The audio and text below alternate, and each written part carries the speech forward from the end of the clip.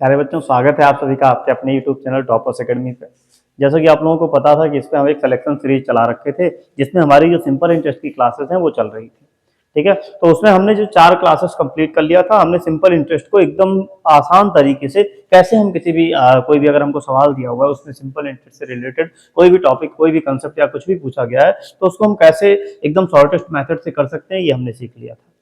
अभी फिर मैंने आपसे, देखिए, स्टार्टिंग से मैंने आपसे प्रॉमिस किया था कि जब मैं आपको इंस्टॉलमेंट पढ़ाऊंगा तो सिंपल इंटरेस्ट की इंस्टॉलमेंट हर एक तरीके से मैं आपको पढ़ाने वाला हूँ। जितने भी टाइप आता है, टीचर्स क्या करते हैं, जो बेसिक फंडामेंटल एक सिंगल टाइप होता है उसको पढ़ा देते हैं, बाकी टाइप को इग्नोर करते हैं। लेकिन मैं आपको हर एक टाइप के सवालों को कराऊंगा, भले ही वो सवाल थोड़े से लेंदी हो, लेकिन आपको कंसेप्ट आना चाहिए कि हम करें क्या, हम सवालों को करें तो सॉल्व कैसे करें।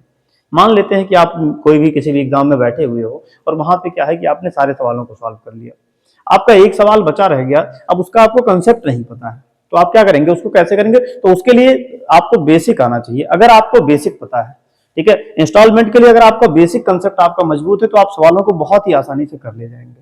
ठीक है, तो आज हम सिंपल इंटरेस्ट की पहले हम बेसिक सीखेंगे, उसके बाद में हम एकदम एडवांस तरीके से सीखेंगे कि हम कैसे आसानी से सवालों को सॉल्व कर सकते हैं अगर हमारा सिंपल इंटरेस्ट का सवाल है तो। ठीक है, आया समझ में? तो चलिए आज की क्लास को बिना देरी के हम स्टार्ट करते हैं। आज हमारी सिंपल इंटरेस्ट की आखिरी क्लास है। इसके बाद में जो हमारी वीडियोस होंगी वो कंपाउंड इंटरेस्ट की आएंगी। और मैं आपसे पहले ही बता चुका हूं कि आपको हर एक क्लास प्रॉपर टाइम पे मिलेगी। ठीक है, आपको वीडियोस टाइम पे मिल जा रही होंगी। आप वीडियोस से पहले सवालों को आप जो है देखिए, क्लासेस की कैसे आपको पढ़ना है, आप कंसेप्ट सीखिए, उसके बाद में आप प्रीवियस ईयर के सवालों को करिए, और मैं गारंटी के साथ कह रहा हूं कि आप सवालों को आसानी से कर ले जाएंगे। आया समझ में? चलिए ठीक है, तो आज की क्लास को हम स्टार्ट करते हैं। उससे पहले जिनको मेरे बारे में नहीं पता है, मैं बता दूं कि मैंने एसएससी सीजीएल 4 बार क्लियर कर रखा है। 2 बार मैं इंस्पेक्टर पोस्ट पे सेलेक्ट हो चुका हूं। मेरी जो सीजीएल 2024 में ऑल इंडिया रैंक थी 198 थी। इसके अलावा मैंने सीएचएसएल, उसके अलावा RRB group D, RRB NTPC, UP लेखपाल और एसएससी सीएचएसएल, आरपीएफ कांस्टेबल में भी फाइनल सिलेक्शन ले रखा है। चलिए आज की क्लास को बिना देरी के स्टार्ट करते हैं। इंस्टॉलमेंट होती क्या है मैं आपको बताऊं। देखिए, बेसिकली जो इंस्टॉलमेंट होती है ना, ये 2 तरीके की होती है। इंस्टॉलमेंट क्या होती है? इंस्टॉलमेंट आपकी 2 तरीके की होती है। एक आपकी होती है सिंपल इंटरेस्ट की instalment, simple interest, simple interest instalment, और दूसरी आपकी होती है कंपाउंड इंटरेस्ट की इंस्टॉलमेंट, कंपाउंड इंटरेस्ट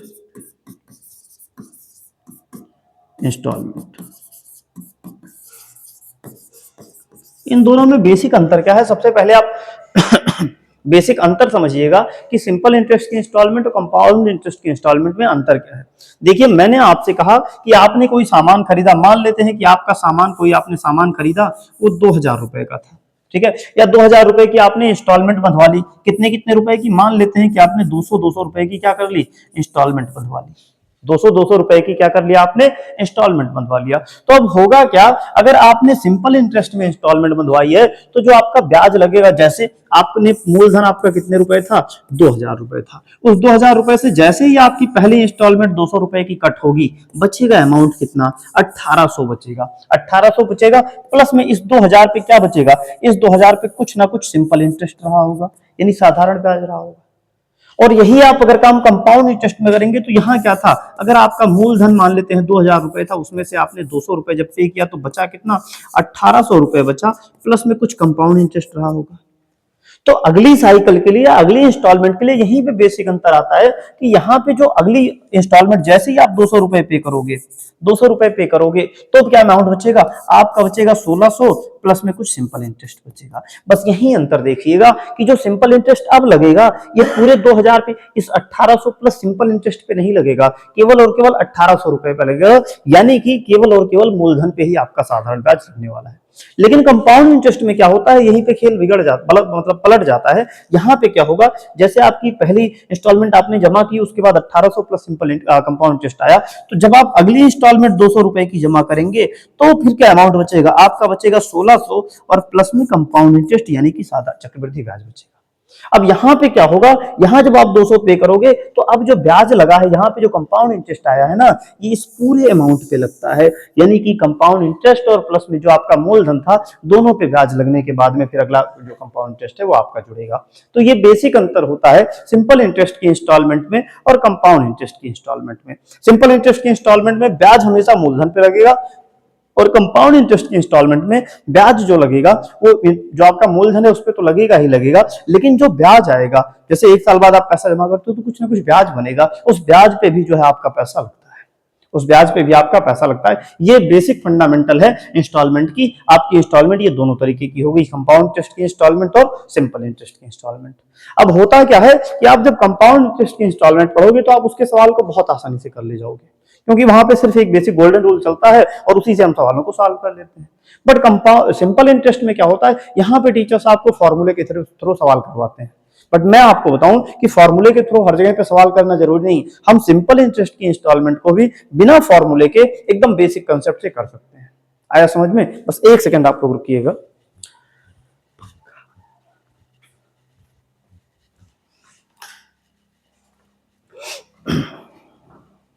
ठीक, तो ये आपका ये बेसिक फंडामेंटल होता है सिंपल इंटरेस्ट की इंस्टॉलमेंट का और कंपाउंड इंटरेस्ट की इंस्टॉलमेंट का। अब आइए हम पढ़ते हैं सिंपल इंटरेस्ट की इंस्टॉलमेंट को, थोड़ा सा और डीप में पढ़ते हैं। ठीक है, सिंपल इंटरेस्ट इंस्टॉलमेंट यानी कि साधारण ब्याज की किस्त। ठीक है, साधारण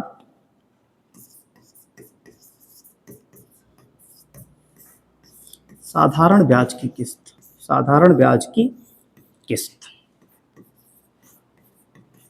ये होता क्या है, इसको हम कैसे समझें?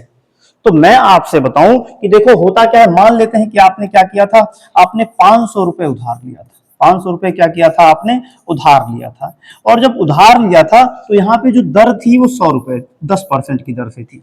ठीक है, जो आपकी रेट थी वो 10% की दर से थी। अब हुआ क्या कि आपने मान लेते हैं कि पैसे को वापस कैसे किया, तो आपने 100 रुपए और 100 रुपए यानी कि, या आप इस 500 को ना मानिए, आप मान लीजिए कि आपने x रुपए उधार लिया था और 10% की दर से उधार लिया था।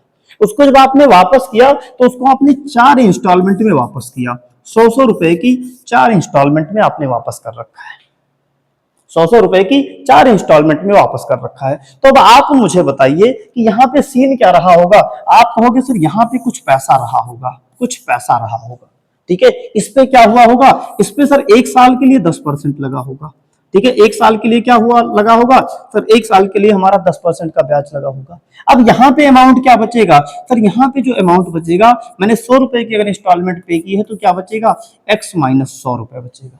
क्या बचेगा, x माइनस 100 रुपए बचेगा। अगली इंस्टॉलमेंट के लिए सर क्या होगा, फिर से हमारा जो ब्याज लगेगा वो 10% ही लगेगा, यानी कि यहाँ पे कितना हो जाएगा सर, यहाँ पे मेरा x माइनस 200 हो जाएगा। कितना होगा, x माइनस 200 हो जाएगा।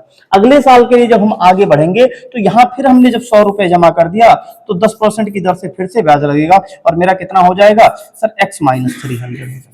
कितना हो जाएगा, x माइनस 300 हो जाएगा। बस आप इस चीज को ध्यान रख लीजिए कि हर एक साल पे, हर एक साल में जो पैसा आप जमा कर देते हो, जो पैसा आप सिंपल इंटरेस्ट में इंस्टॉलमेंट के रूप में आप जमा कर देते हो, जैसे आपने यहाँ पहले इंस्टॉलमेंट जमा की तो भले आपका x रुपए आपने ले रखा था, आपका मूलधन कितना था, x रुपए था, तो पहले ब्याज कितने रुपए पे लग रहा था सर, x रुपए पे लग रहा था, x रुपए पे लग रहा था। और जैसे ही मैंने 100 रुपए की यहाँ पे जैसे ही फर्स्ट इंस्टॉलमेंट मैंने जमा की, ठीक है, फर्स्ट इंस्टॉलमेंट जैसे आपने जमा की, तुरंत क्या हुआ, ब्याज वाली जो क्वांटिटी थी आप देखिए तुरंत 100 रुपए कम हो गई। जैसे ही आपने 100 रुपए की पहली इंस्टॉलमेंट जमा किया, तुरंत जो ब्याज लग रहा था वो कितने पे लगने लगा सर, जो पैसा हमने जमा कर दिया तुरंत ब्याज उससे कम हो गया। अगली बार में यहाँ पे जैसे ही आपने सेकंड इंस्टॉलमेंट जमा की 100 रुपए की, तो कितने रुपए जमा कर दिया सर, आपने 200 रुपए जमा कर दिया। तो तुरंत मूलधन क्या हो गया, पहले तो x था, लेकिन जितने रुपए आप जमा करते जाते हो इंस्टॉलमेंट में, वही पैसा आपका कम होता जाता है, वही पैसा क्या होता है, कम होता जाता है। आखिरी में एक सिचुएशन ऐसी आती है जब आप पूरा पैसा जमा कर देते हो और वहां पे x का मान क्या होता है, 0 हो जाता है, यानी कि उसके बाद आपको 1 भी रुपए जमा करना नहीं पड़ता है। ये होता है बेसिक कंसेप्ट सिंपल इंटरेस्ट में कि सिंपल इंटरेस्ट की इंस्टॉलमेंट चलती कैसे है।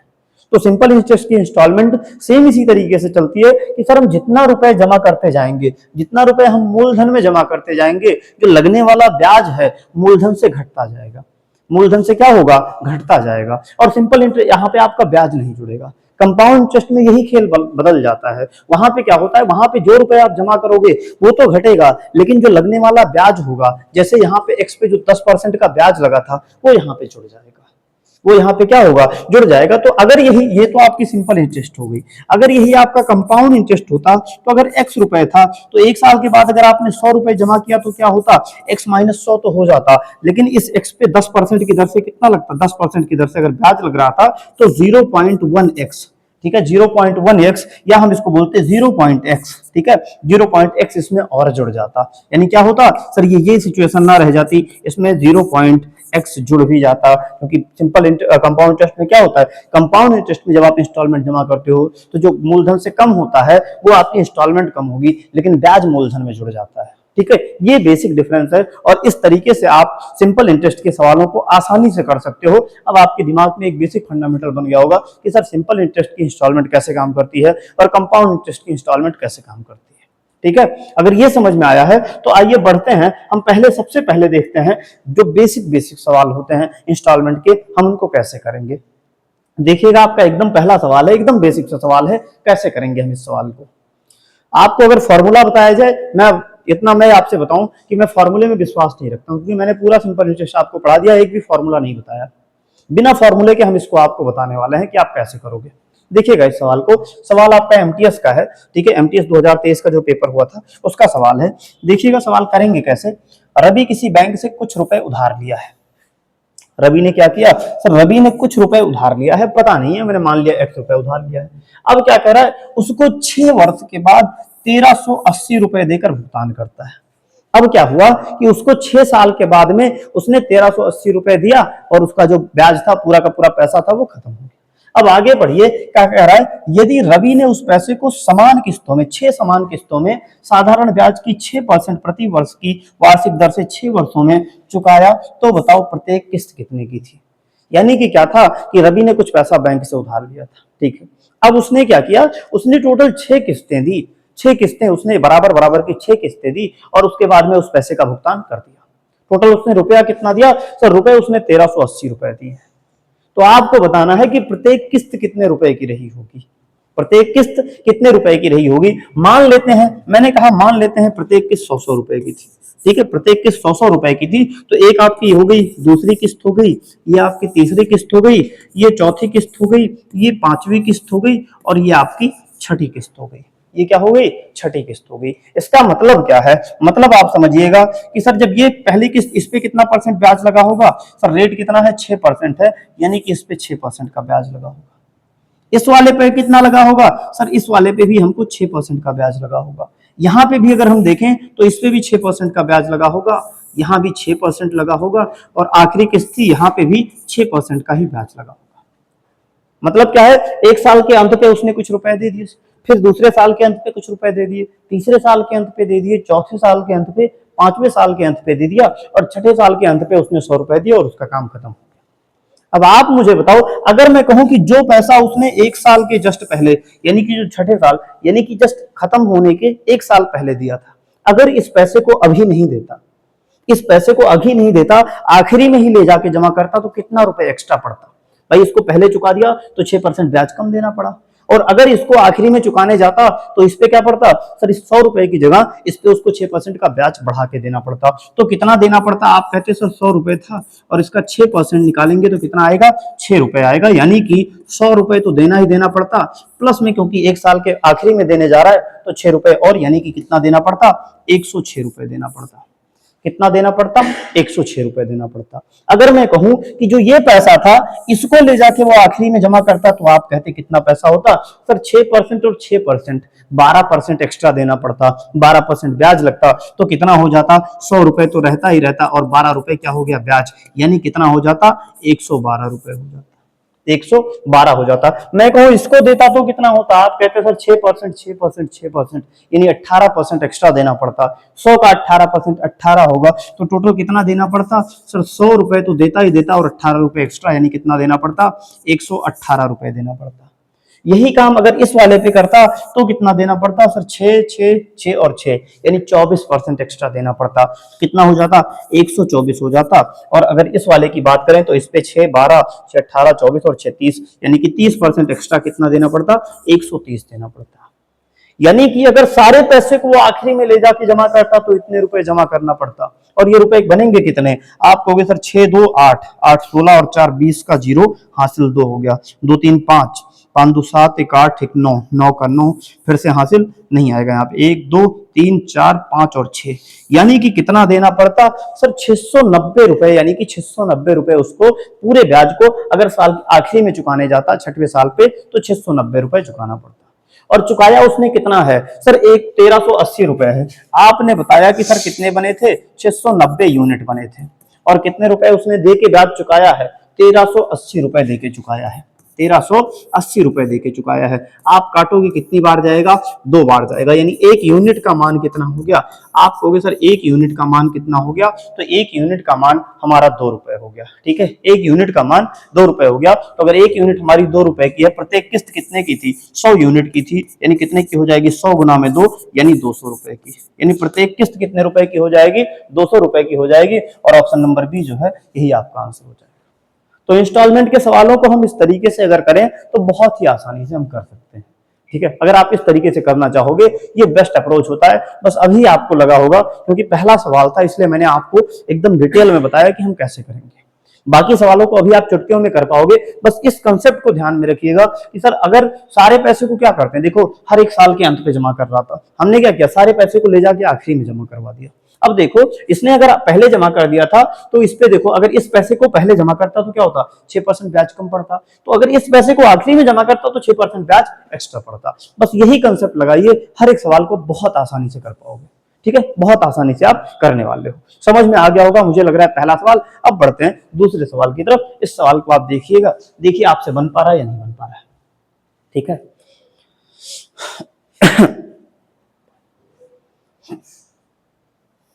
ठीक है, देखिएगा सवाल क्या है, कितना वार्षिक भुगतान 12% प्रति वर्ष की दर से साधारण ब्याज पर 4 वर्ष के बाद से 944 रुपए के कर्ज का निर्वहन करेगा। ठीक है, निर्वहन करेगा, यानी कि आपको बताना है, देखो कुछ रुपए लिए गए थे, कुछ रुपए लिए गए थे, अब चुकाना, अगर उस पैसे को 4 साल के बाद चुकाया जाता, मतलब अगर 4 साल के बाद चुकाया जाता तो कितना चुकाना पड़ता, 944 रुपए चुकाना पड़ता। तो अगर उसी पैसे को हम इंस्टॉलमेंट में 4 इंस्टॉलमेंट में चुका दें तो प्रत्येक इंस्टॉलमेंट कितने की रहेगी ये आपको बताना है। फिर वही काम करेंगे, क्या करेंगे सर, अगर मैंने मान लिया कि सर पहली इंस्टॉलमेंट 100 की थी, क्योंकि देखो बराबर इंस्टॉलमेंट की बात करता है, इक्वल इंस्टॉलमेंट यहाँ पे दिया हुआ है, इक्वल एनुअल इंस्टॉलमेंट, यानी कि जो आपकी इंस्टॉलमेंट है, जो आपकी किस्त है वो बराबर है। तो अगर 100 रुपए की पहली किस्त हो गई तो 100 की दूसरी किस्त भी रही होगी, 100 की तीसरी किस्त और 100 की क्या रही होगी, चौथी किस्त रही होगी, 100 की चौथी किस्त रही होगी। बस अब आप यहाँ पे देखिए, आप समझते जाइएगा।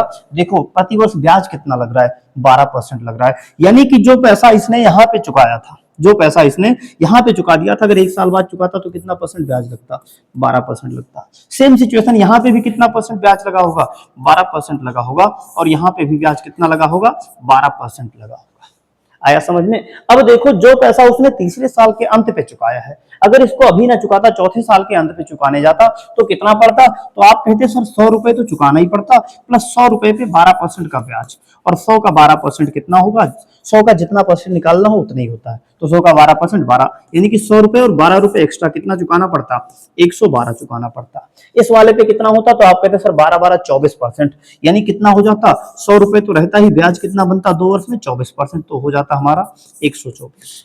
अगर इस 100 रुपए को हम आखिरी में चुकाने जाते तो सर 12 12 24 12 36, यानी 36% ब्याज बनता, तो कितना हो जाता 100, और 100 का 36% 36 आएगा, तो कितना हो जाता 100 और 36 136 रुपए, यानी इतना बन जाता आपका 136 रुपए बन जाता। तो अगर आप पूरे पैसे को 4 साल के अंत पे जाते चुकाने तो आपको कितना चुकाना पड़ता, सर इतने रुपए हमको चुकाने पड़ते हैं, और 4 साल के बाद आपने चुकाया कितना है, 944 रुपए। हम ऐड करेंगे तो 6 4 10 2 12 का 2 हासिल 1 हो जाएगा, 3 1 4 2 6 1 7 का 7 7 1 2 3 4 4, यानी कि कितना बना सर, 472 यूनिट बना, 472 यूनिट। यानी कि अगर आप उस पैसे को 4 साल के अंत पे चुकाते तो 472 यूनिट चुकाना पड़ता 472 यूनिट चुकाना पड़ता। चुकाया आपने कितना है, 944 रुपए, 944 रुपए। इसका मतलब है सर 1 यूनिट का मान कितना आएगा, 2 रुपए के बराबर आएगा। 1 यूनिट कितना हो गया, 1 यूनिट हमारा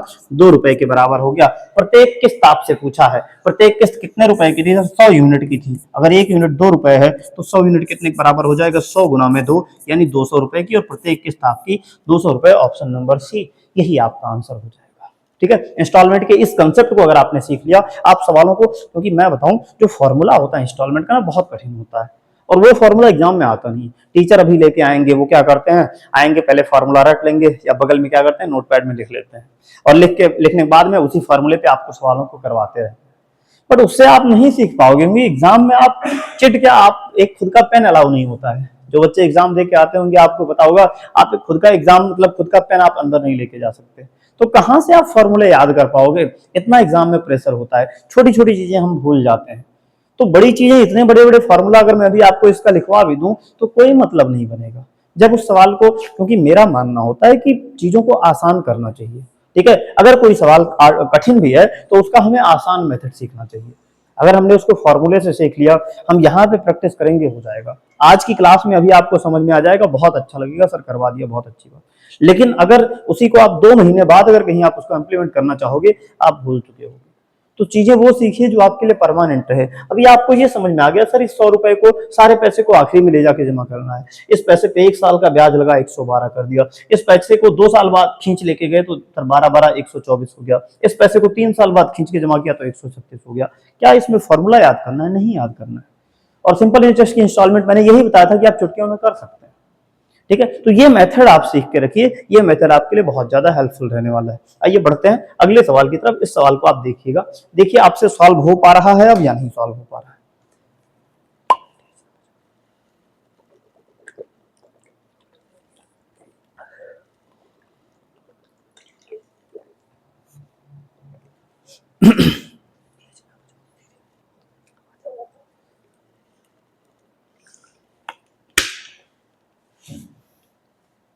देखिएगा कैसे करेंगे इस सवाल को।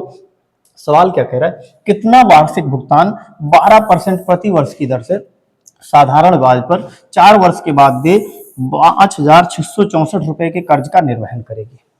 यानी आपको क्या बताना है, आपको ये बताना है आपने कुछ पैसा ब्याज पे ले रखा था, आपने कुछ पैसा ब्याज पे ले रखा था। अब हुआ क्या कि उसको अगर आप 4 साल बाद जमा करने जाते तो आपको 5664 रुपए के रूप में जमा करना पड़ता। कितना देना पड़ता? 5664 रुपए। लेकिन अगर आपको वही 600 इसको इंस्टॉलमेंट में जमा करना हो, यानी कि अगर एक एक इंस्टॉलमेंट, यानी आप 4 इंस्टॉलमेंट बना के उसको जमा करने जाओ, तो कितने रुपए की एक इंस्टॉलमेंट बनेगी, ये आपको बताना है। कैसे करोगे? आप कहोगे सर नॉर्मल सी चीज है, कितने की इंस्टॉलमेंट टोटल है, सर 4 साल है तो 4 इंस्टॉलमेंट रही होगी। मान लेते हैं कि मेरी हर एक इंस्टॉलमेंट कितने की है, 100 रुपए की। कितने की है? 100 रुपए की।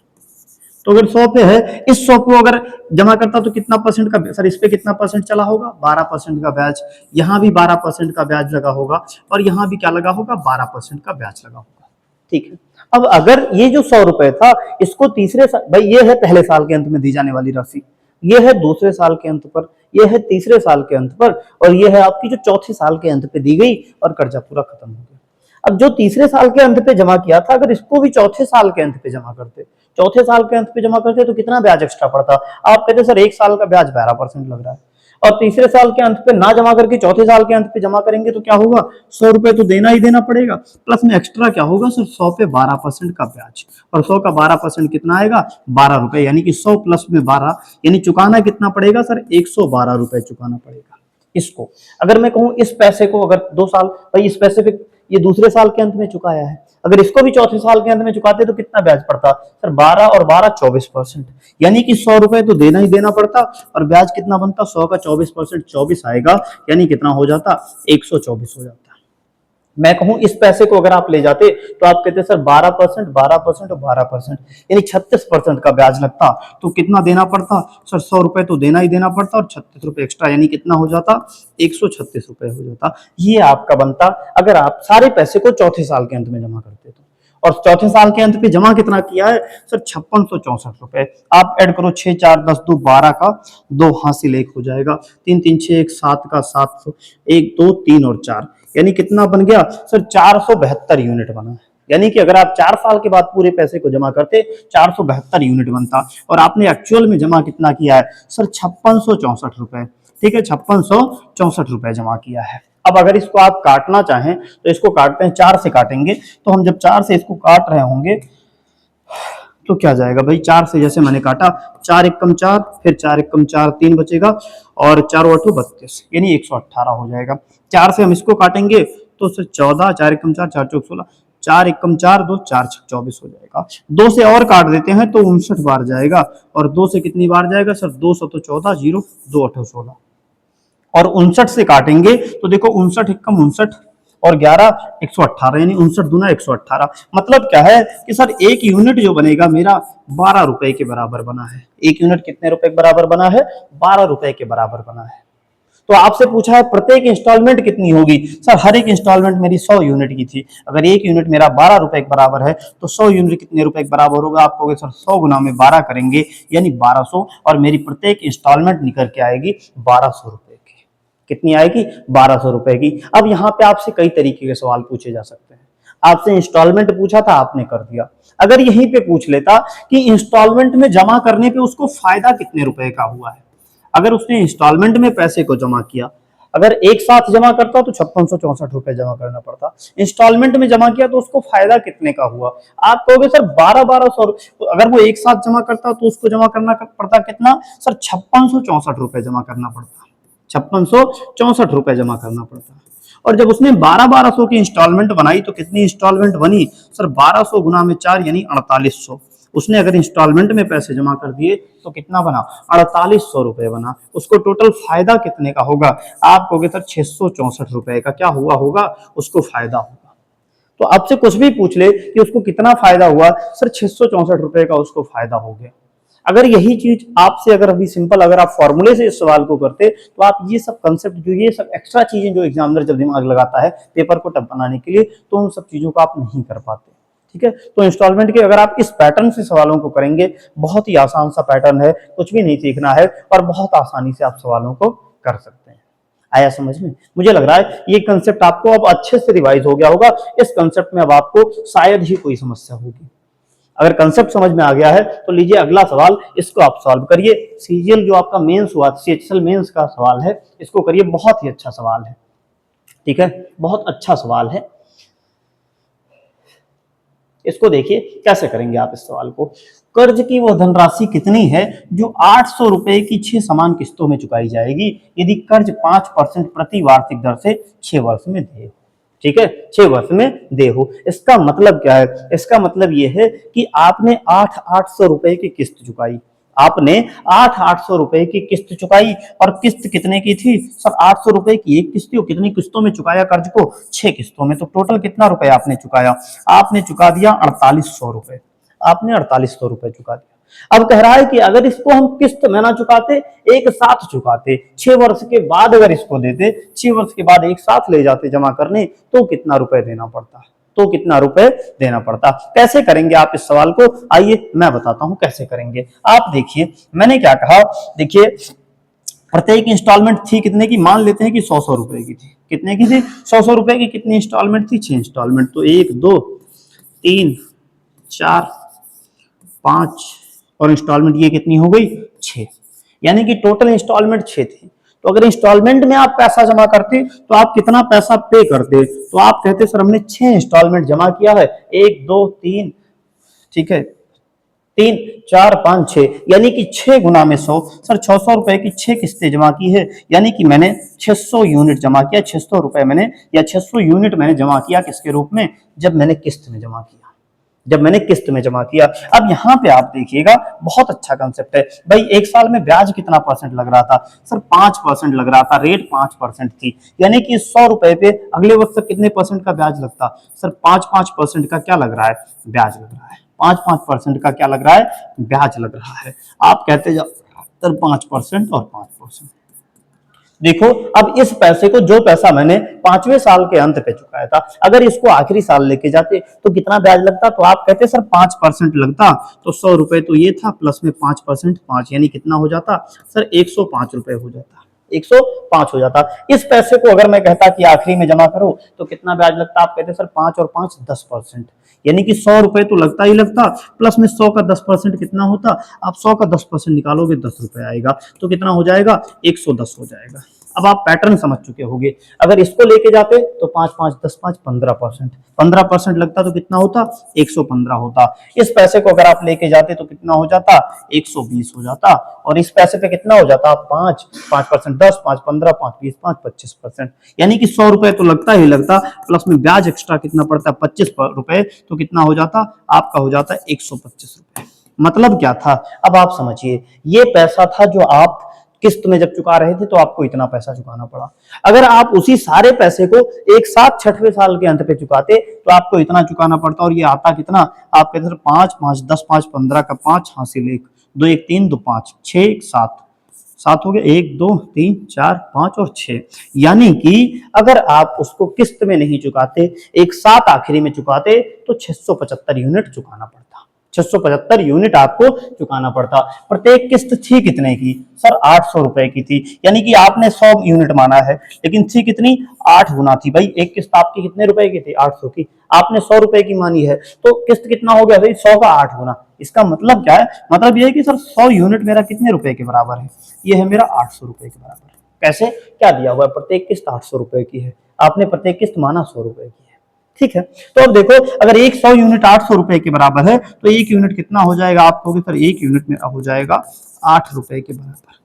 और अगर आप सारे पैसे को एक साथ आखिरी में जमा करने जाते तो कितना यूनिट था? 675, तो कितना रुपए हो जाता? आप कहते सर इसमें 8 से गुना करते हैं। भाई एक यूनिट मेरा 8 रुपए के बराबर है, तो 675 यूनिट कितना होता? 675 गुना में 8, और ये हो कितना जाता? 8 पंचे 40, 8 सते 56 और 4 60 का 0, 8 6 48 और 6 54, यानी कि उस पैसे को जिसको आपने इंस्टॉलमेंट में चुकाया था, अगर उसको एक साथ आप 6वें साल के अंत में चुकाते तो 5400 रुपए, ऑप्शन नंबर बी, इतना चुकाना पड़ता। इतना क्या करना पड़ता? चुकाना पड़ता।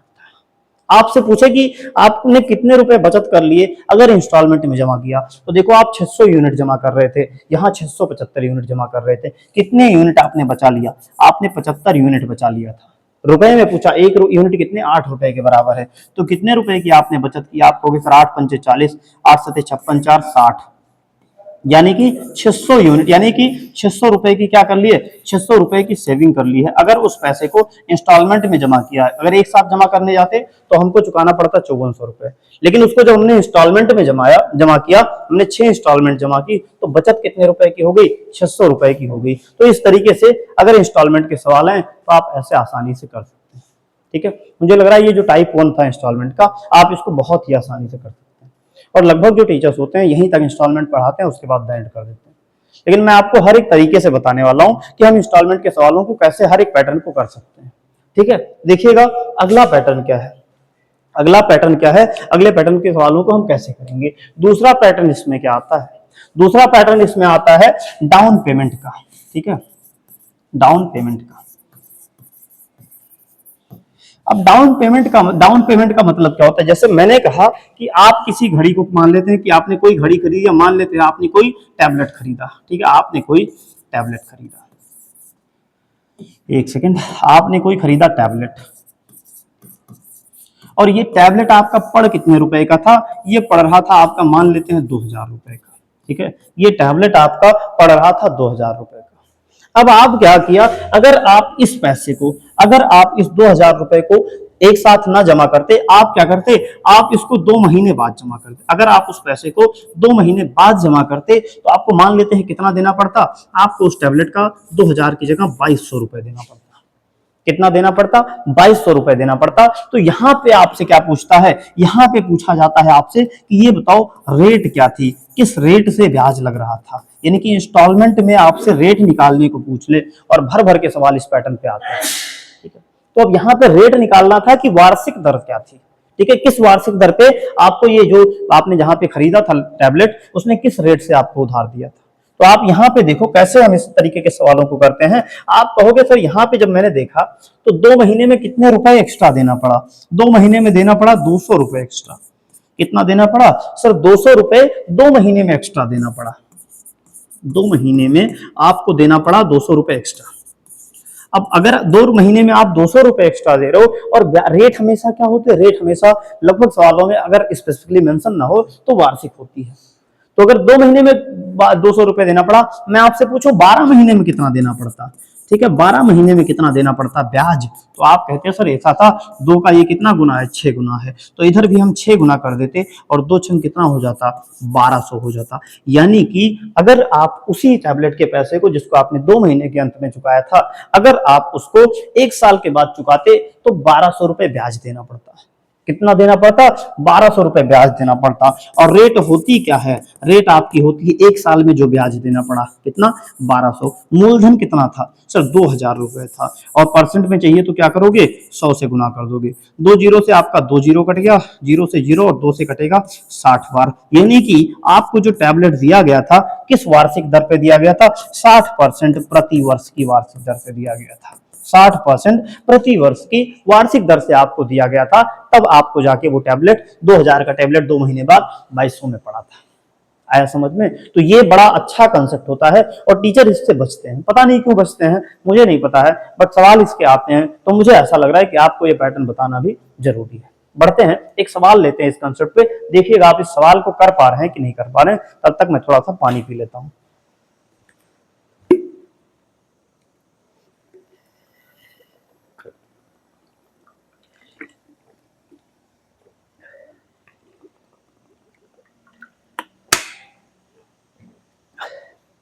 CHSL 2024 का सवाल था।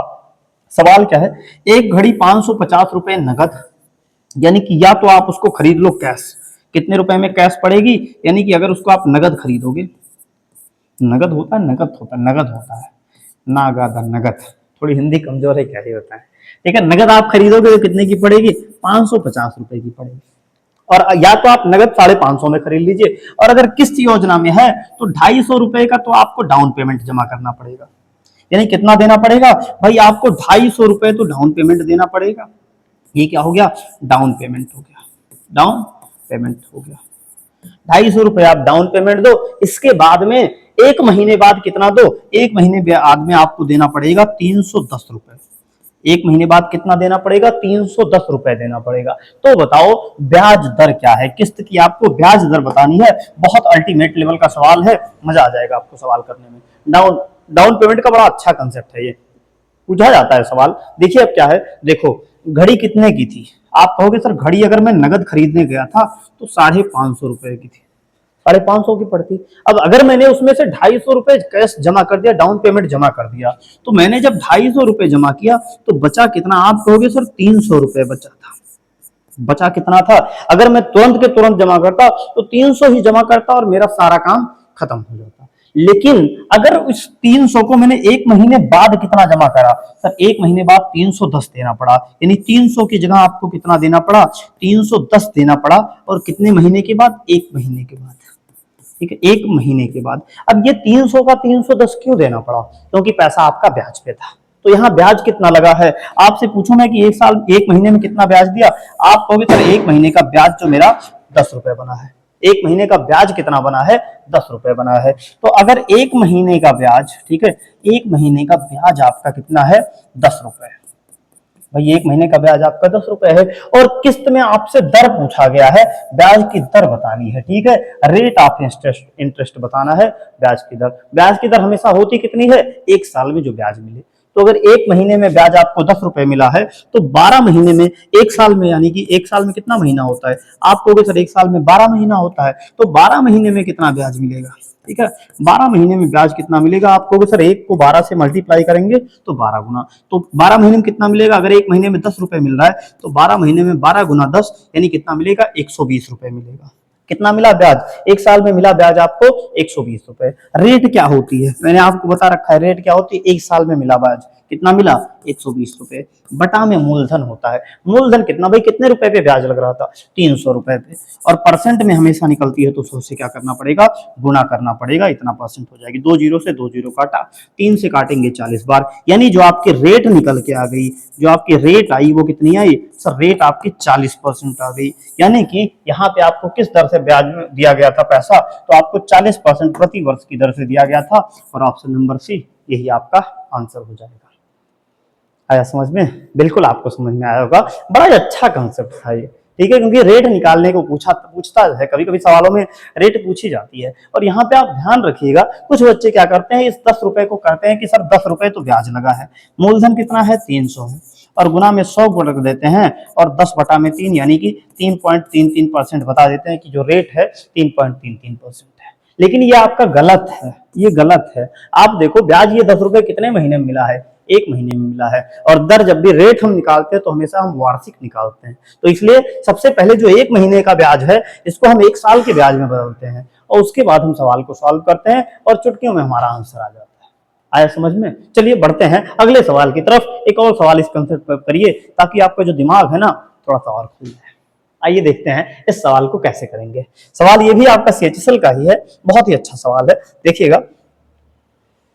क्या रहा है, एक लैपटॉप 2540 रुपए नगद, यानी कि अगर आप कैश जमा करोगे, ठीक है, अगर आप कैश जमा करोगे तो आपको 2540 रुपए देना पड़ेगा, 2540 रुपए देना पड़ेगा।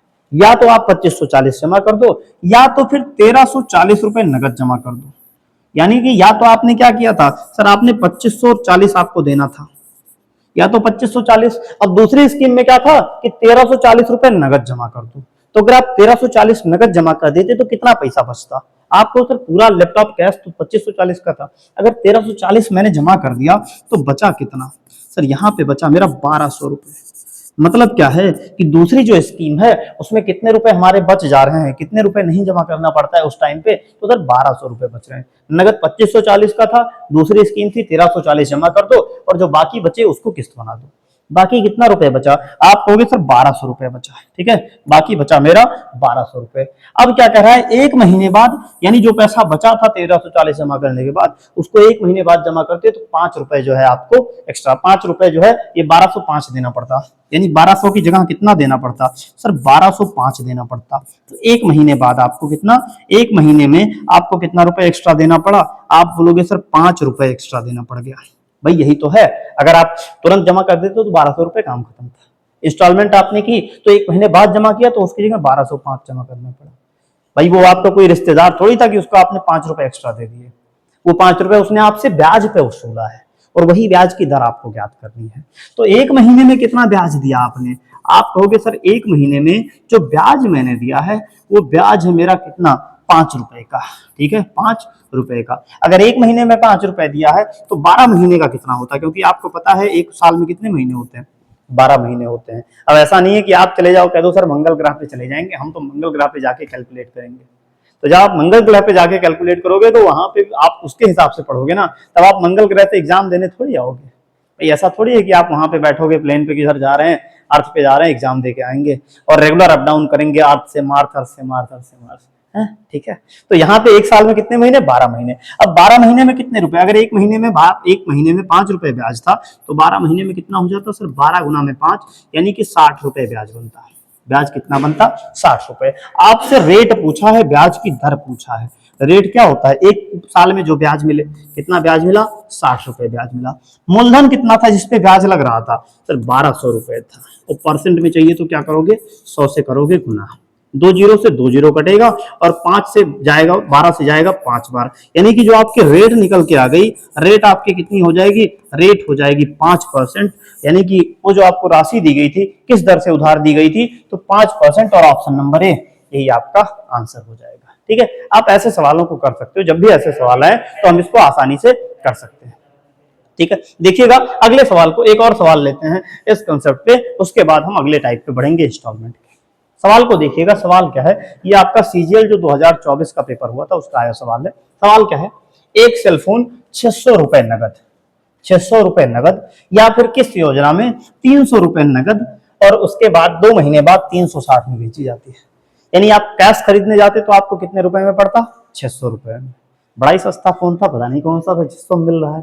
ठीक है, क्या था कि अगर आप कैश उसको खरीदने जा रहे थे, आप उसको नगद खरीदते अगर, ठीक है, कैश में जब अगर आप पेमेंट लेते तो 600 रुपए में देना पड़ता। आप 600 रुपए देते, तुरंत आपको फोन मिल जाता।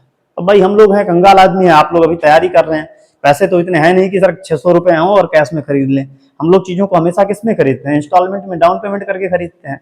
तो अगर आप डाउन पेमेंट में उसको जमा करते, जो सेकंड स्कीम थी ठीक है। सेकंड स्कीम में क्या था कि आप 300 रुपए तो कैश जमा करो, 300 रुपए क्या करो, कैश जमा करो, प्लस में जो बच जाएगा, प्लस में बच जाएगा, उसके लिए आपको कितना देना पड़ेगा, 360 देना पड़ेगा, 360 रुपए देना पड़ेगा।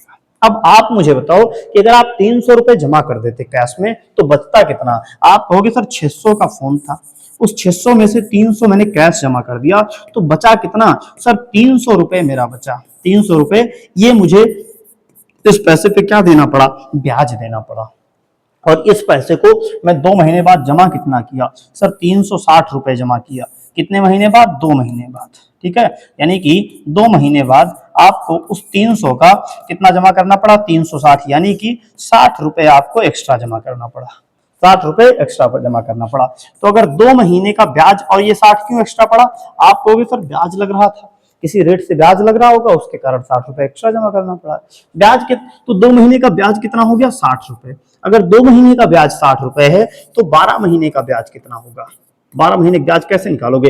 आप कहोगे सर 2 में 6 से गुना कर देंगे, भाई 2 महीने में 6 से गुना करेंगे 12 महीने हो जाएगा, तो इधर भी आपको 6 से गुना करना पड़ेगा, और 60 गुना में 6 करोगे कितना आएगा, 360। इसका मतलब जो ब्याज आपका लग रहा था, अगर 1 साल का ब्याज आप कैलकुलेट करते तो आपको 360 रुपए देना पड़ता, 360 रुपए देना पड़ता। रेट या दर निकालने का फॉर्मूला बता रखा है, 1 साल में जो ब्याज लगे वो बटा में मूलधन। 1 साल में कितना ब्याज लग रहा था, 360। मूलधन कितना था जिसपे ब्याज लग रहा था, सर 300 रुपए था।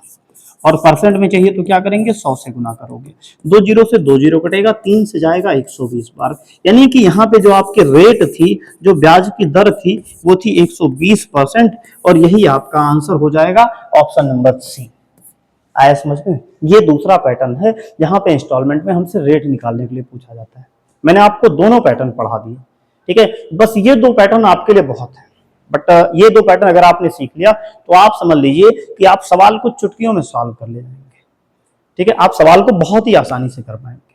बस यही सवाल ज्यादातर पूछे जाते हैं। बट हुआ क्या था, आपका दिल्ली पुलिस 2024 का पेपर हुआ था, और CHSL में CGL जो आपका 24 हुआ था, उसमें कुछ सवाल आए थे, और 1-2 सवाल नहीं आए थे, भर भर के 30-40 सवाल आ गए थे इंस्टॉलमेंट से। तो उस टाइम पे एक तहलका मचा हुआ था कि सर बहुत कठिन आ गया, बहुत कठिन आ गया। अब टीचर भी इसलिए वो कठिन क्यों हो गया था, क्योंकि टीचर ने उस कंसेप्ट को पढ़ाया नहीं था। तो मैं वो इंस्टॉलमेंट के जो दोनों कंसेप्ट हैं, वो कंसेप्ट भी मैं आपको पढ़ा रहा हूँ कि कैसे उन कंसेप्ट के सवालों को हम करेंगे। थोड़ा लेंदी मेथड जरूर है वो, क्योंकि वो सवाल थोड़े लेंदी थे, मतलब बच्चे उसको छोड़ के आ गए थे। उसका जो सिलेक्शन रेट था, यानी कि मैं बताऊं उसमें जो सॉल्व करने का जो रेट था 0.25% था। यानी कि अगर 1000 बच्चे थे, 1000 बच्चे में कहीं 2 बच्चे उस सवाल को कर पा रहे थे। उसका रीजन यही था कि टीचर ने उस कंसेप्ट को पढ़ाया नहीं था, ठीक है। तो हम उस पैटर्न को अब सीखने वाले हैं। तो चलिए बढ़ते हैं, इस पैटर्न को लेते हैं। इस पैटर्न को, डाउन पेमेंट का ही एक अगला पैटर्न है। इस सवाल को आप देखिए, इस सवाल को देखिए, थोड़ा सा लेंदी सवाल है बट कर पाएंगे हम, इस सवाल को करेंगे और बहुत ही आसानी से करेंगे। सीपीओ में भी ऐसे सवाल आए हुए थे, और ये आपका जो है दिल्ली पुलिस कांस्टेबल का जो पेपर हुआ था उसमें सवाल आया था, बहुत ही अच्छा सवाल था। सवाल अब यहाँ पे क्या दिया है, जैसे अभी तक हम जो डाउन पेमेंट के सवाल कर रहे थे वहां पे रेट दी हुई, रेट नहीं दी थी, हमको रेट निकालना था। तो रेट तो हम आसानी से निकाल पा रहे थे। रेट हम कैसे निकाल ले रहे थे, सर हम वहां सिंपल इंटरेस्ट, यानी कि हम क्या निकाल ले रहे थे, सर वहां पे हम सिंपल इंटरेस्ट निकाल रहे थे, 1 साल का जो ब्याज बन रहा था, और उसको मूलधन पे कैलकुलेट कर रहे थे। यहाँ पे क्या है, यहाँ रेट गिवन है और हमको निकालना है मूलधन, यानी कि धन कितना, इंस्टॉलमेंट कितने की बन रही थी वो हमको निकालना है। तो यहाँ पे भी हम करेंगे सिंपल इंटरेस्ट ही निकालते हुए करेंगे। और देखिए अभी कैसे करते हैं सवालों को। सवाल क्या है, बहुत ही अच्छा सवाल है, थोड़ा टाइम लगेगा, आप रुक के थोड़ा पेशेंस के साथ देखिएगा। एक इलेक्ट्रिक बाइक 1 लाख रुपए की मिलती है। आजकल इलेक्ट्रिक बाइक व्हीकल का चलन भी है, ये इलेक्ट्रिक व्हीकल 1 लाख रुपए की मिल रही है। अब एक ग्राहक क्या करता है, अगर इसको खरीदने जा रहा है तो 20,800 का नगद पेमेंट करता है और 4 बराबर किस्तों में मिल जाती है। यानी कि जब वो ग्राहक खरीदने के लिए गया, उसके पास 1 लाख रुपए नहीं थे, तो उसने कहा 20,800 जमा करो और इसके बाद में 4 किस्त बनेगी आपकी और जमा कर देना। अगर रेट आपकी 25% की थी, रेट 25% प्रति वर्ष थी, तो आपको बताना है प्रत्येक वार्षिक किस्त कितनी थी, आपको इंस्टॉलमेंट बतानी। अब अगर मैं कहूं कि मान लेते हैं इंस्टॉलमेंट कितनी है, इंस्टॉलमेंट आपका आई है, एक इंस्टॉलमेंट मान लेते हैं आपकी आई है, तो टोटल कितने इंस्टॉलमेंट में उसने चुकाया होगा। आप कहोगे सर आई उसने पहले साल, आई दूसरे साल, आई तीसरे साल, आई, यानी कि टोटल उसने 4 आई चुकाया होगा। उसने कितना चुकाया होगा, 4 आई चुकाया होगा, ये चुकाया होगा उसने। ठीक है। अब ये था, बाइक थी कितने की सर, 1 लाख रुपए की थी, ठीक है, 1 लाख रुपए की आपकी बाइक थी। अब इस 1 लाख में से 20,800 तो नगद जमा कर दिया। अब अगर 20,800 800 20,800 अगर नगद जमा कर दिया तो बचा कितना, आप कहोगे सर 79,200 रुपए। यानी कि ब्याज कितने पे पैसे पे लग रहा था, आप बोलोगे सर 79,200 रुपए पे ब्याज लग रहा था, यानी इतने पैसे पे ब्याज लग रहा था, ठीक है। अगर मैं कहूं कि टोटल ब्याज, भाई ये पैसा चुकाया उसने जो इंस्टॉलमेंट में चुकाया, और इंस्टॉलमेंट में चुकाया होगा, और ये क्या था, मूलधन था, तो मैं कहूं ब्याज कितना लगा होगा, सिंपल इंटरेस्ट कितना लगेगा, तो आप कहोगे सर कुल मिला के चारों इंस्टॉलमेंट मिला के इतना चुकाया है और मूलधन इतना था, तो जो ब्याज बना होगा कहीं ना कहीं इंस्टॉलमेंट में से जब हम इसको घटा देंगे मूलधन को, यानी कि 79,200, तो हमारा जो साधारण ब्याज बनेगा ना, सिंपल इंटरेस्ट बनेगा, वो ये बनेगा, सिंपल इंटरेस्ट हमारा ये बनेगा। तो इसको हमने यहाँ पे लिख लिया कि सर जो हमारा सिंपल इंटरेस्ट है, साधारण ब्याज बना, वो मेरा बना 4i माइनस में 79,200, ठीक है। अब हम कैसे करेंगे, अब हम और अच्छे से करने वाले हैं सवाल को। देखिए आपकी इंस्टॉलमेंट कितने की थी, आपकी इंस्टॉलमेंट थी आई की, ठीक है, आपकी इंस्टॉलमेंट, एक इंस्टॉलमेंट आई की थी, तो पहले साल कितना, पहले साल सर 79,200 रुपए, जब उसने डाउन पेमेंट जमा करके पैसा लिया होगा तो कितना पैसा बचा होगा सर, 79,200 रुपए बचा था। अब इस पे एक साल तक ब्याज लगा होगा 25% का, एक साल के बाद में एक इंस्टॉलमेंट जमा कर दिया तो बचा कितना, आप कहोगे सर 79,200 था, उसमें से एक इंस्टॉलमेंट उसने जमा कर दिया, फिर ब्याज लगा होगा 25% का, फिर क्या जमा किया होगा सर, 79,200 थी, उसमें उसने दूसरी इंस्टॉलमेंट जमा कर दी, यानी कि 2i जमा कर दिया, फिर क्या किया सर, 79,200 थे और उसमें से उसने 79,200 और उसमें उसने तीसरी इंस्टॉलमेंट जमा कर दी होगी, और यहां भी ब्याज कितना लगा होगा, 25% लगा होगा। उसके बाद में फिर उसने क्या किया होगा, 25% का ब्याज लगा होगा इस पे, और सारा पैसा जमा होके निल रुपए बच गए होंगे। तो यहाँ पे अब हमको करना क्या है, हमको टोटल सिंपल इंटरेस्ट कैलकुलेट करना है, क्योंकि बिना सिंपल इंटरेस्ट कैलकुलेट किए हम इंस्टॉलमेंट को नहीं निकाल सकते। तो सिंपल इंटरेस्ट कितना लगेगा, तो आप कहोगे सर इस 79,200 पे 25% लगा होगा, इस पे 25% लगा है, इस पे भी 25% लगा है, और इस पे भी 25% का ब्याज लगा है। तो मैं पूछूं ओवरऑल कितना ब्याज लगा है, तो आप कहोगे सारे पे सिर्फ 25% लगा है, यानी कि इस पूरे को जोड़ लें तो इस पे 25% का ब्याज। आप जोड़ने जाओगे तो आप कहोगे सर 79,200 79,200 79,200 79,200, यानी कितनी बार आया है सर, 79,200 मेरा कितनी बार आया है, 4 बार आया है, 4 बार आया है। माइनस में एक आई यहाँ पे है, और 2 1 3 और 3 कितना, 6 आई, यानी कि मूलधन कितना है सर, मूलधन हमारा इतना है, और इस पे कितना ब्याज बना है, इस पे सर ब्याज लगा है मेरा 25%, और 25% का मतलब 25/100, इसको काटोगे तो कितना हो जाएगा, 1/4 हो जाएगा, यानी कि सिंपल इंटरेस्ट यहाँ पे हमारा ये बन रहा होगा। तो जब हमने यहाँ भी सिंपल इंटरेस्ट निकाल लिया और पहले सिंपल इंटरेस्ट निकाल रखे हैं, दोनों सिंपल इंटरेस्ट हमारा क्या होगा, दोनों सिंपल इंटरेस्ट बराबर होगा। मतलब क्या है, मतलब यह है कि सर 4i और माइनस में 79,200, ये मेरा यहाँ सिंपल इंटरेस्ट बना था, और यहाँ कितना बचा है सर, 79,200 माइनस में 79,200 गुना में 4 माइनस में 6i, और इस पूरे में किससे गुणा किया है, 1/4 से। अब इस 1/4 को मैं यहाँ हटा दूं तो भाई यहाँ जो 1/4 था ये क्या हो जाएगा, यहाँ 4 से गुणा हो जाएगा, तो ये कितना बनेगा सर, 4 चौक 16i, 16i माइनस में 79,200 और गुना में 4 रखिए, बराबर क्या हो जाएगा, 79,200 गुना 4 माइनस 6i। अब आई को एक साथ लीजिए, 79,200 एक साथ, तो आई यहाँ पे 16i था, और यहाँ पे 6i को माइनस था, इधर लेके आएंगे क्या हो जाएगा, 6i हो जाएगा, और ये आपका 79,200 गुना 4 और प्लस में 79,200 गुना में क्या हो जाएगा, 4।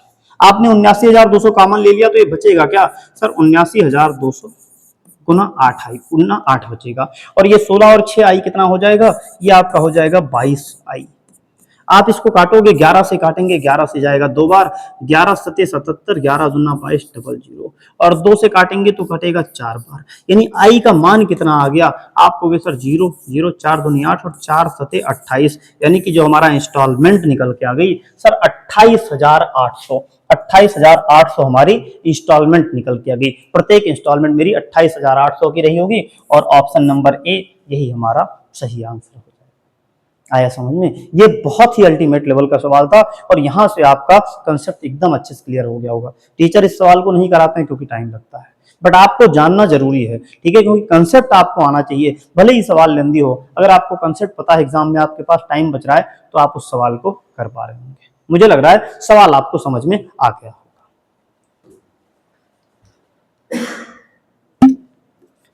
ठीक है, अगर ये सवाल समझ में आ गया तो चलिए एक और टाइप बच रहा है, उस टाइप को भी हम डिस्कस कर लेते हैं। इंस्टॉलमेंट की एक और टाइप बच रही है जो सीजल 2024 में भर भर के आया था और टीचर उससे बच रहे थे, कतरा रहे थे कैसे करेंगे। है लेंदी, लेकिन मैं आपको कंसेप्ट बता रहा हूं, शॉर्टेस्ट मेथड बता रहा हूं कैसे हम उस सवाल को करेंगे। सवाल क्या है देखिएगा, सवाल देख के ही आपको डर लग रहा होगा, बट ये आप जाएंगे अगर सीजल 2024 का आप पेपर उठा के देखिएगा, भर भर के आपको सवाल मिलने वाले हैं इस कंसेप्ट पे। ठीक है, कम से कम 30 सवाल थे। तो अगर सीजल 24 में आ सकता है तो सीजल 26 में भी आ सकता है, रेलवे एनटीपीसी में भी आ सकता है, या फिर ग्रुप बी किसी भी एग्जाम में आ सकता है। तो आपको कंसेप्ट जान के रखना जरूरी है। सवाल क्या है, अमन ने 15% प्रति वर्ष की साधारण ब्याज दर से 1,92,208 रुपए की राशि उधार ली। ठीक है, उसने इतना रुपए उधार लिया, अंत में पहले वर्ष के अंत में उसने 20,196 रुपए चुका दिया। 20,196 रुपए उसने चुका दिया। उसके बाद और दूसरे वर्ष के अंत में उसने सारा पैसा चुका के भुगतान खत्म कर दिया। तो आपको बताना है कि दूसरे वर्ष के अंत में उसने कितना भुगतान किया था, यही आपको बताना है मोटा मोटी सवाल में। मैं आपको बताऊं ये सवाल कठिन क्यों है। सवाल ये कठिन डेटा कर रहा है। ये सवाल आपका जो कठिन है ना, ये 1,92,208, 20,196, कहीं ना कहीं ये डेटा इस सवाल को कठिन बना रहा है। ठीक है, उसके बाद जो आपके ऑप्शन है वो भी अजीब से ऑप्शन है। करेंगे इस सवाल को, लेंदी है लेकिन करेंगे। आप कहोगे सर देखिए पैसा उसने लिया कितना था उधार, 1,92,208 रुपए, इतना रुपए उसने उधार लिया था। ठीक है, अब इतना रुपए उधार लेने के बाद में क्या हुआ सर, उसने पहले साल के अंत में 20,196 रुपए चुका दिया। 20,196 रुपए चुका दिया। अब मैं कहूं कि अगर ये इसको भी नहीं चुकाता तो 2 साल के अंत में उसको चुकाना कितना पड़ता, तो आप कहते सर 1,92,208 तो चुकाना पड़ता, प्लस में इस पे ब्याज चुकाना पड़ता। ठीक है, 1,92,208 तो चुकाना ही पड़ता, साथ में इस पे लगने वाला ब्याज, और कितना परसेंट लग रहा है सर, एक साल में 15%। अगर एक साल में 15% दे रहा है तो 2 साल में कितना देता, आप कहते सर 15 गुना 2 गुने कर देते 15, यानी कितना हो जाता 30%। इतना बनता मेरा ब्याज, और 30% बटा क्या कर देते 100 कर देते। 0 से 0 काटेंगे, 3 8 24, 3 शून्य शून्य का 2, 3 दूनी 6, 3 दूनी 6, 3 9 27, 3 एकम 3 और 2 5। यानी कि सर अगर उसको हम यहाँ पे अपॉन में 10 था तो पॉइंट लगा दिए, यानी कि 2 साल के बाद अगर पूरे पैसे को चुकाने जाता तो कितना चुकाना पड़ता सर, 1,92,208 तो चुकाना ही था, साथ में इतना रुपए ब्याज बनता, इतना रुपए ब्याज बनता। लेकिन समस्या कहाँ है सर, समस्या यह है कि इस पूरे पैसे पे ब्याज दोनों साल के लिए नहीं लगा है, इतना पैसा उसने पहले साल के अंत पे जमा कर दिया।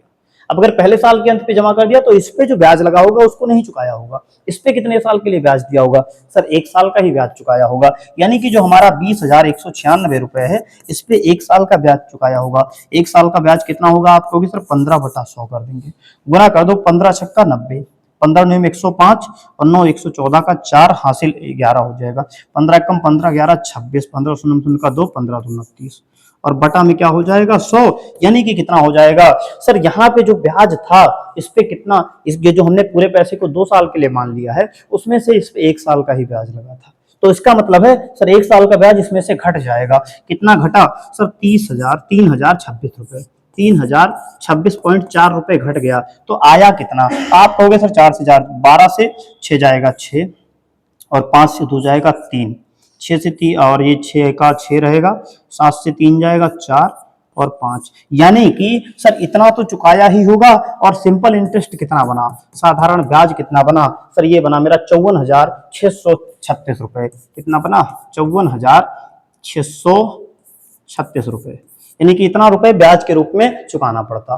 तो आप कहोगे सर टोटल इतना पैसा चुकाना पड़ता, तो इसको हम ऐड कर लिए तो कितना हो गया, 8 6 14, 3 का 3 और 1 4 हो जाएगा, 6 2 8 हो जाएगा, 4 2 6 और 19 5 24। यानी कि 2 साल के बाद में सर 1,92,208 को इतना रुपए चुकाना पड़ता है। अब उसमें से उसने इतना पैसा चुका दिया है, कितना चुकाया है, 20,196 रुपए चुका रखा है।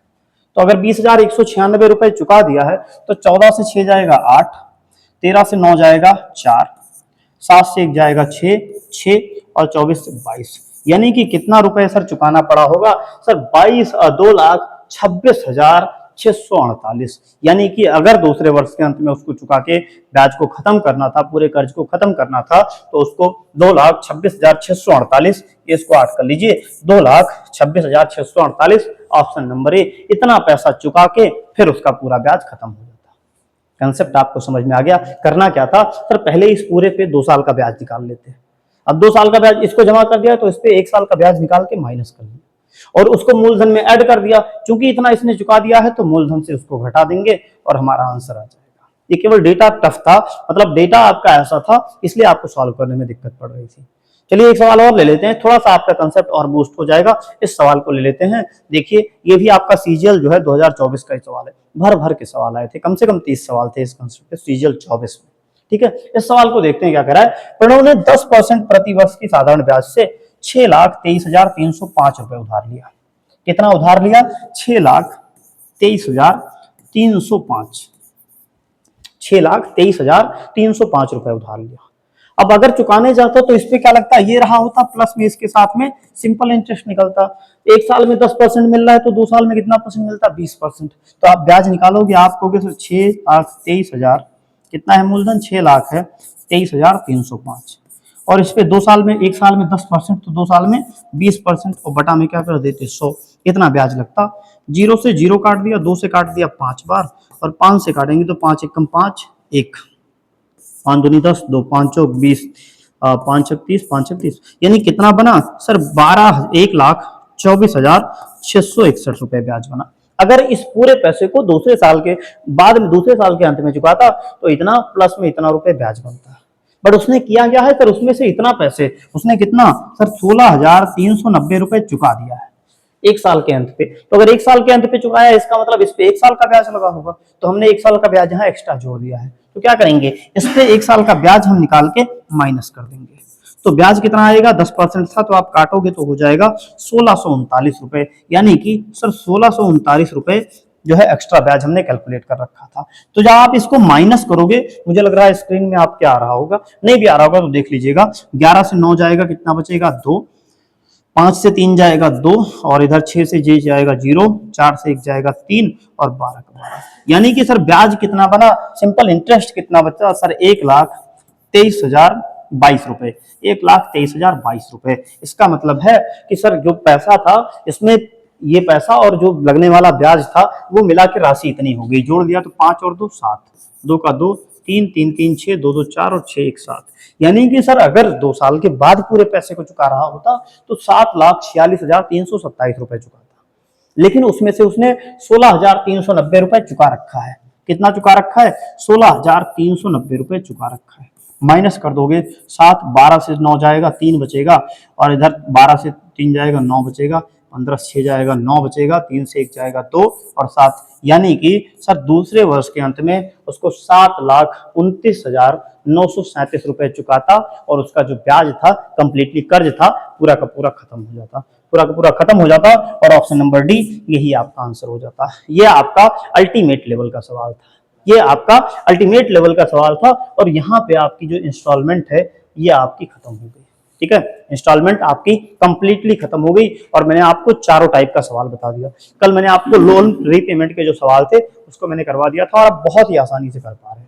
ठीक है, आपको अब एक कॉन्फिडेंस बिल्ड हो गया होगा। सिंपल इंटरेस्ट खत्म हुआ आज, अब आपको इसके प्रैक्टिस करने, इसके सवालों को प्रैक्टिस करने हैं, और कल से आपको मिलेगा कंपाउंड इंटरेस्ट। कल से आपको कंपाउंड इंटरेस्ट के सवालों को सॉल्व करना होगा।